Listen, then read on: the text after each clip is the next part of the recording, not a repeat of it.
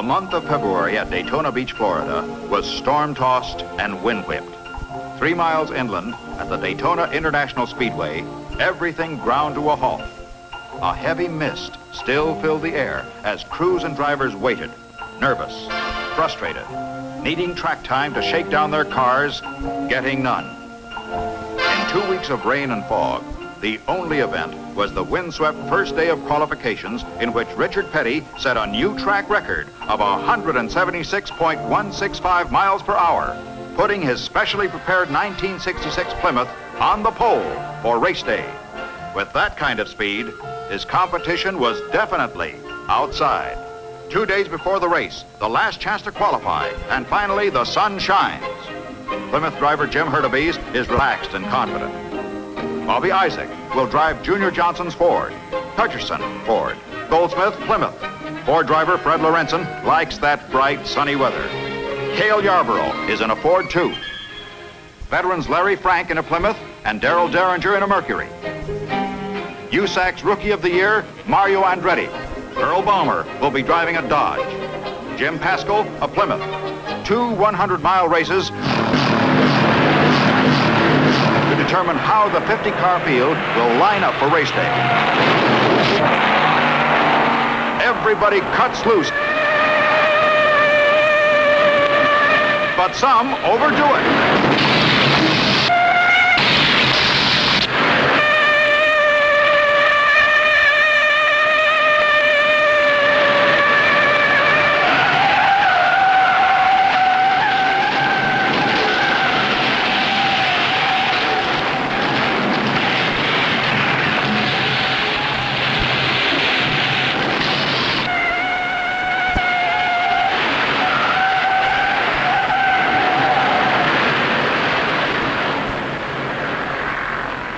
The specially prepared Plymouths.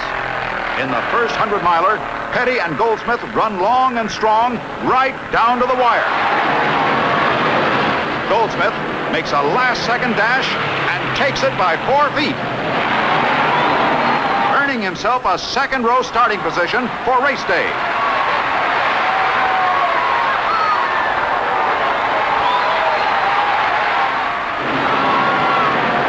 The second 100-miler. Balmer and Hurtubise race for the checker. Balmer hangs on to win it, clinching the starting spot next to Goldsmith for the 500. With Plymouth and Dodge on top, this really puts the squeeze on the competition. 36 hours to the big race. No more practice time. One solution: pull the engine. Find more horses. The Pettys, famous father and son team, never even lift the hood. Jim Hurtubise looks ahead, planning race strategy. Paul Goldsmith now knows he can stay with Petty. For the rest of the field, it's catch 'em if you can. The garages are jammed. It'll be an all-day, all-night battle for most of the crews, just to get the engines out, reworked or replaced, and back in time for the race. New equipment rolls in with the first light of day. Crews are still working, assembling, fighting the clock. And this is painstaking work. It shouldn't be rushed if you can help it. Drop it in.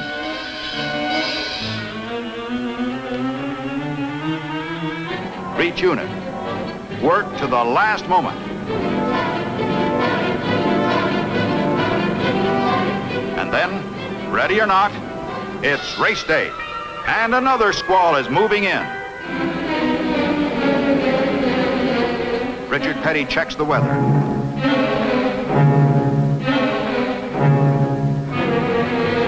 It's going to be hairy out there.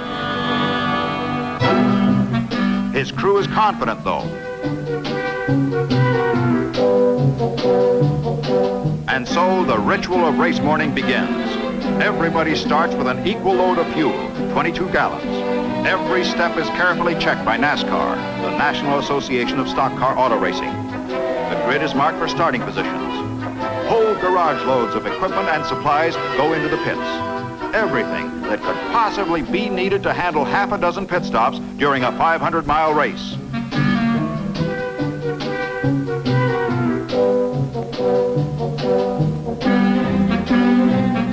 gas and tires are the most important, as cars burn them up in less than 100 miles. Everything is set with Petty on the pole.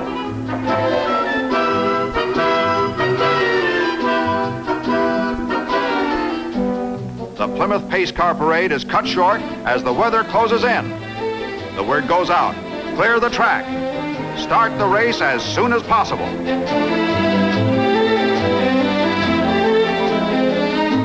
Crews wipe off the windshields.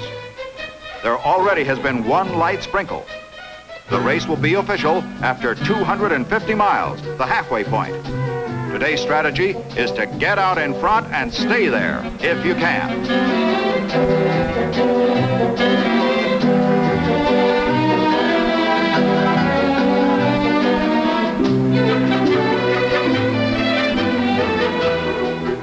Over 90,000 people, the largest crowd in the history of the Daytona International Speedway, are on their feet for the big one. And here come the cars. Now we'll see if the Plymouths can keep up their record-breaking speeds in traffic.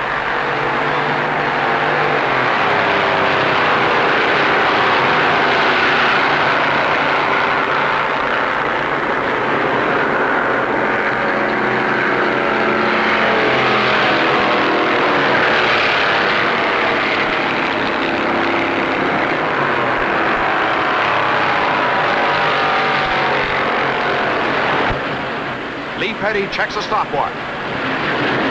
Richard and Paul Goldsmith are pulling away from the field on the first lap.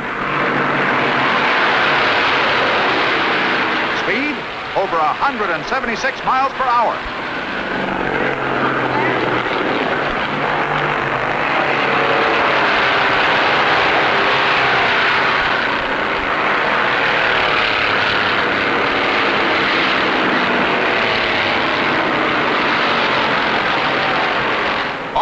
Are on Petty and Goldsmith as they set up their own private race. And here comes Goldsmith challenging Petty.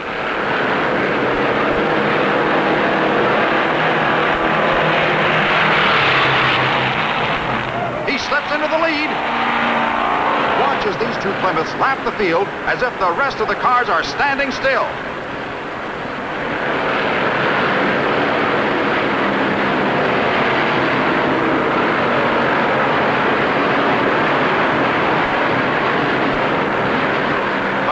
Isn't going to let Goldsmith have all the glory. He swings high, plants his foot down, and takes back the lead.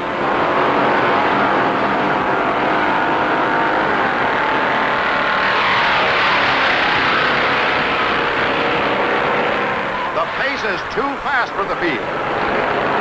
Now it's Goldsmith in the lead, but no Petty. What happened? Just to be on the safe side with these fantastic speeds, Petty makes a quick precautionary pit stop. His safety check drops him to 20th place. But Petty knows you have to finish to win. Hutcherson's out with a split windshield. Boyd's out with a blown head gasket. 100 miles. And Panch in the lead pits. The lead changes 14 times in the first half of the race and always on a pit stop. The pace, still an incredible 170.535.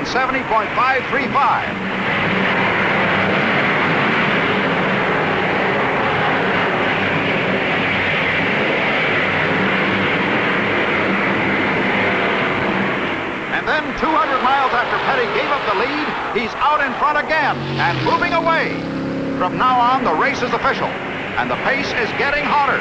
Petty's trying to put a full lap between himself and the competition. Watch out! Hurtubise almost loses it right in front of Petty, Goldsmith, and Yarborough. His tremendous driving skill saves the day. Others are not so lucky, or so skillful. Those 171-plus laps take their toll. Bobby Isaac loses it.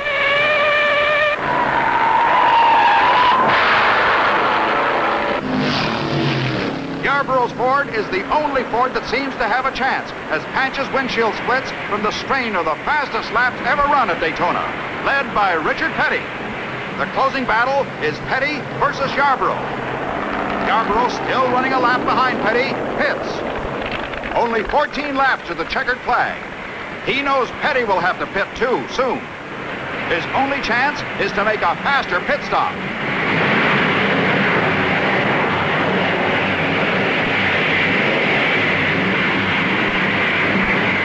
The Petty crew clocks Yarborough. 20 seconds. Pretty good. And here comes Petty right behind it.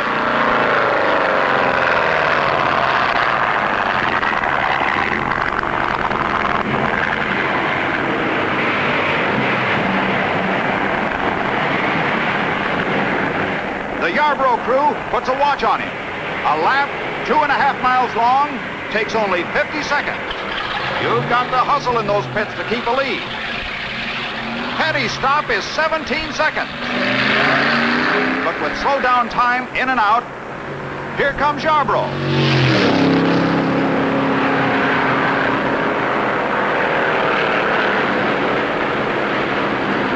He passes Petty to go into the same lap. This is last chance gulch for Yarborough. If he can get around fast while Petty is getting up to speed, he may be able to put the pressure on him. Yarborough runs flat out. Only 13 laps left. Richard Petty is pouring it on. Lee Petty watches as his son closes the gap.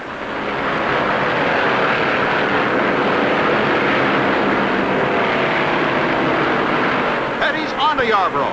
He plants his foot on the accelerator for one of his incredible backstretch charges.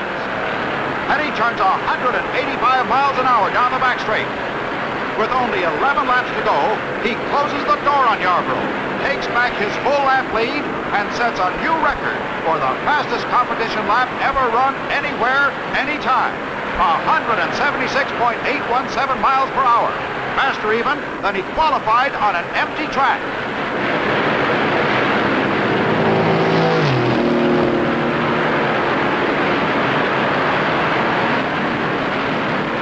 He did it just in time, because here comes the rain. The cars send up spray as the pace slows under the caution light. No more records today. They're calling the race. The checker. And Richard Petty roars through with a lap to spare.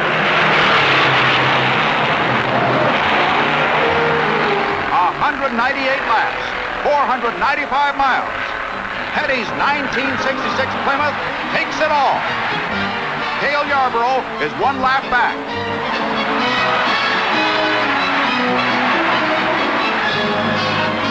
Dave Pearson and Fred Lorenzen, 2 laps back. The Pettys, father and son, engineered the fastest Daytona ever run.